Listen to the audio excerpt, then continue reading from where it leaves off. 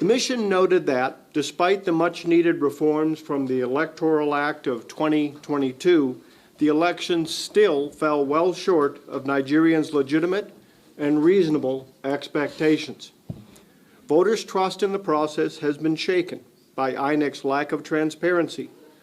There were numerous missed opportunities to explain the cause and extent of Election Day challenges.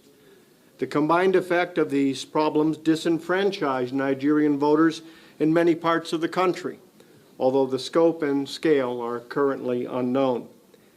And while elections are a vital part of the process, it's the work that will happen next that truly determines the future success of this democracy. Nigeria holds the distinction of having one of the world's youngest populations. It has the largest democracy on the continent and one of the most populous democracies in the world.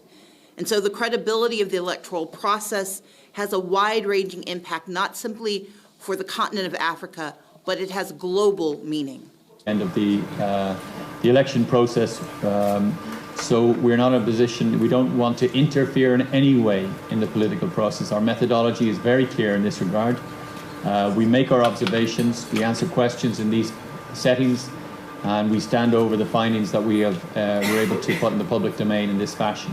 But we won't interfere in the process. It's a matter entirely for the Nigerian authorities to determine the way forward. If there are challenges that we identify, it is down to the Nigerian authorities to make their decision about how they wish to proceed with those matters.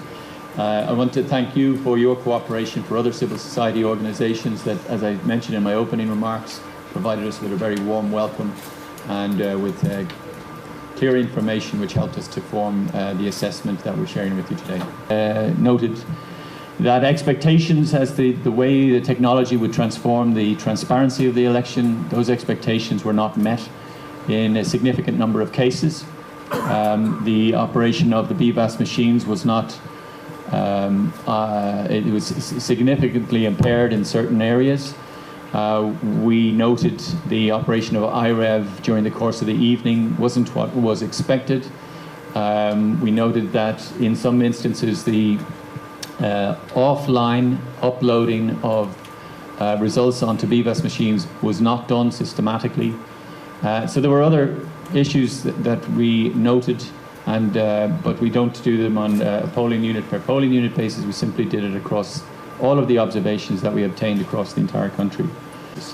And we are very conscious that the Electoral Act provides a very important legislative basis and framework that instilled a lot of trust in INEC in the run-up to the election from political participants and encouraged many people to take part.